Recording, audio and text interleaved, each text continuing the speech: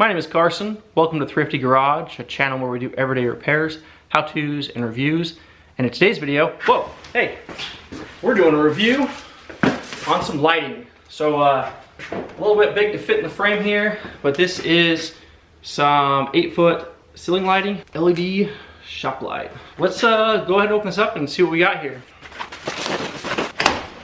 So if you're new to the channel, we recently purchased a home, a little bit of a fixer-upper, and we're doing a full remodel the first 2 months. We didn't even move in. We gutted it and we're remodeling. So part of that, the shop here needed to do new lighting. So I've ordered these two 8-foot lights. This is perfect for the garage here. Really well lit up here in my YouTube studio area, and everywhere else is a little bit dark and dim. So this will be great to add to the garage. I also have a little lean-to garage next door that doesn't have very good lighting either. So lots of upgrades with lighting, and yeah, let's keep going on the lights. I'm a little bit partial to the 4-foot lights. They just fit so many different places, different configurations. But with the length of the garage and the lack of lighting, I think it's a perfect situation for these 8-foot lights. Okay, so what do we have here? So these have little screw tabs that they're all hand thread. They do have a little X in them, so you can use a screwdriver. You can pop those off and see into this plate here. Go ahead and do that real quick.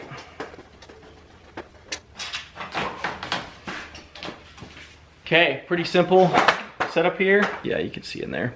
It's got a little LED light bar in there. We've got our ground wire. We've got our neutral and common wire all ready to go right here. We can punch out this center hole right here, and we can mount this to a traditional box. We got these 2 rings we can screw to and pivot it in place.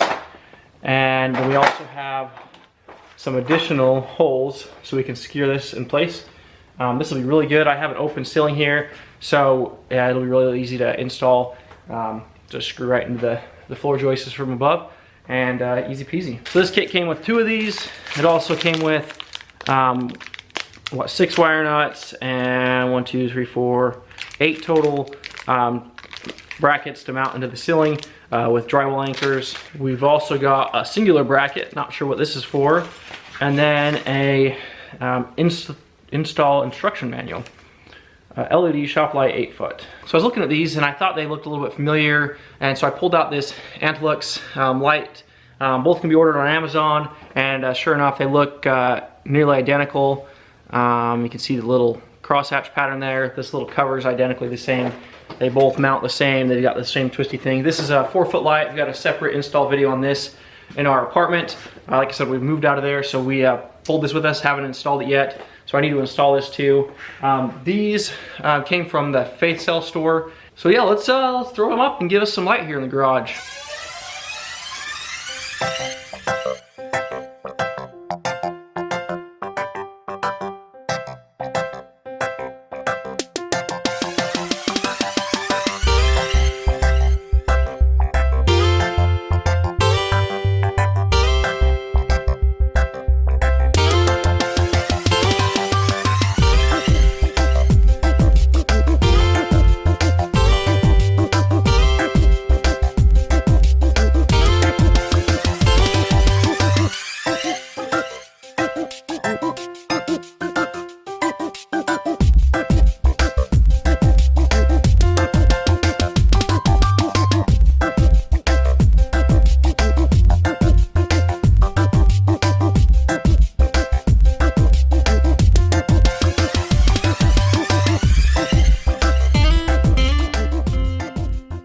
Okay, before I cover this up, I'm going to show you what I did here.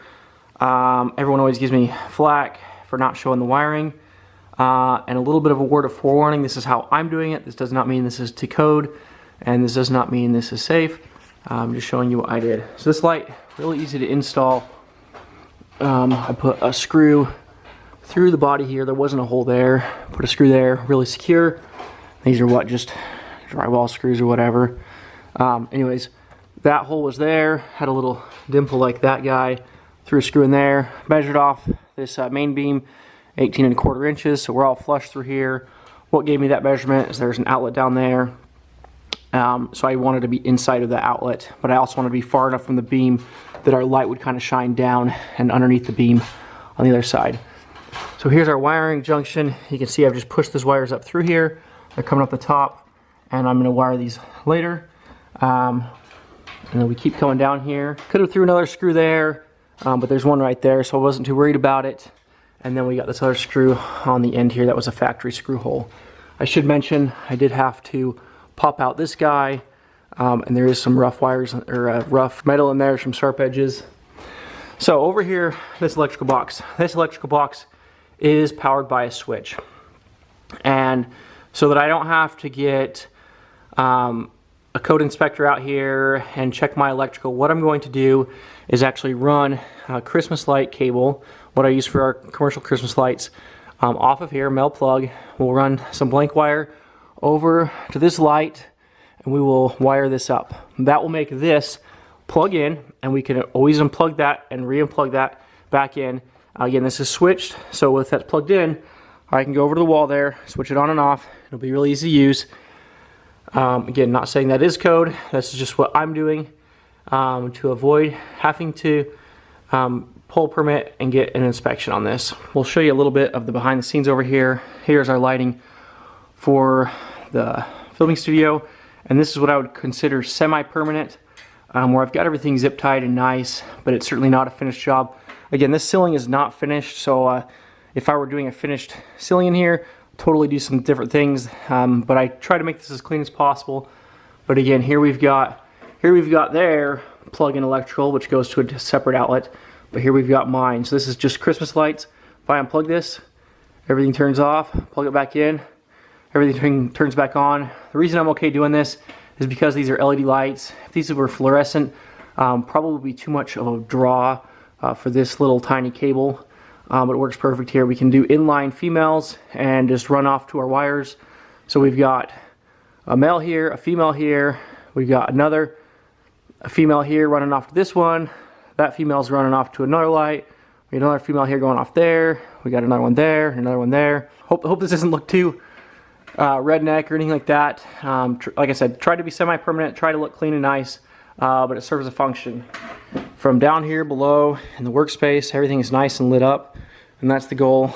On the other side of the garage here, it's just light it up really well. We'll go ahead and install this 8-foot LED light, and then we're going to probably put another, just a 4-foot on this side, both plugged into that same outlet over there. And on the opposite side of the garage, we'll do exactly the opposite. We'll do another 8-footer and another 4-footer. Have a nice even lighting as best as possible, make it a nice clean look.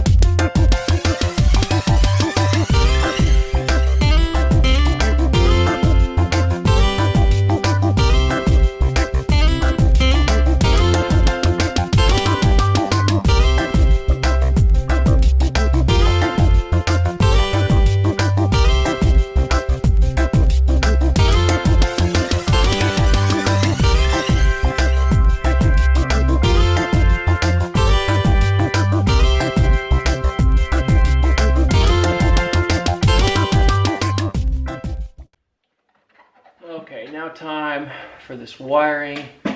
This is really simple to do. I'm not going to do a full in-depth install on this, but if you're interested, check out my Christmas light install video. We just have these little female clips, and what we do here, we've got a foot down. These can be installed inline. Sorry, the lighting is horrible right now. And to install inline, I just need to take off this little tab.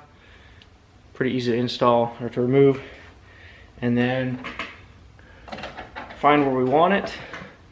We stick these prongs in line, making sure our polarization is right, and then we just simply slide. We've just got a little cap.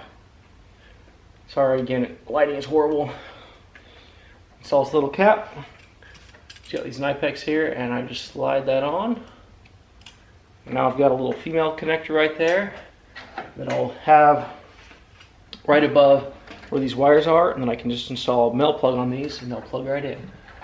And the way I'm doing these wires, I'm just zigzagging it in and out of these joists so that I don't have to pin it up or anything, and it's out of the way, out of sight, out of mind.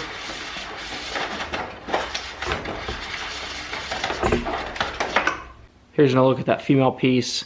It just slides on the end there, and when they go in line, the wire just keeps coming out the backside there. So cap on the bottom, female adapter on the top there, and they have little male adapters, these two. Again, these are for Christmas lights.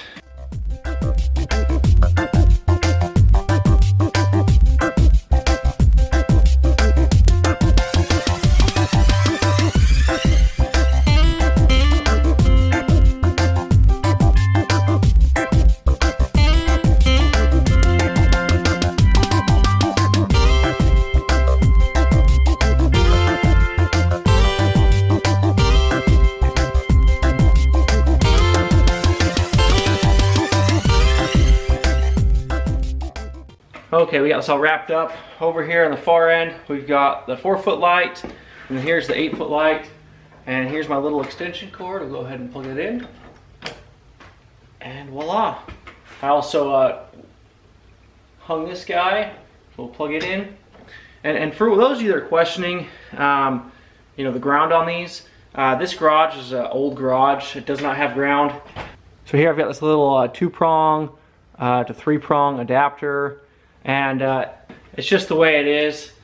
Not sure what else you do on this old stuff. You know, it's a lot of time and money to retrofit it all. So got those all installed. Now you can't see me because I'm backlit. But that makes quite the difference. We are now well lit up over here in this part of the garage. This is kind of my vehicle work bay.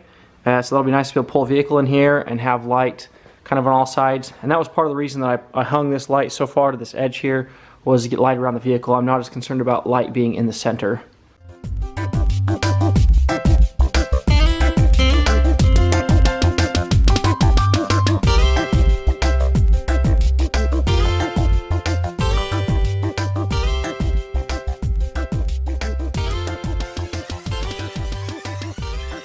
feel like the neighbor on Tim the Toolman Taylor. Hey guys, what's up?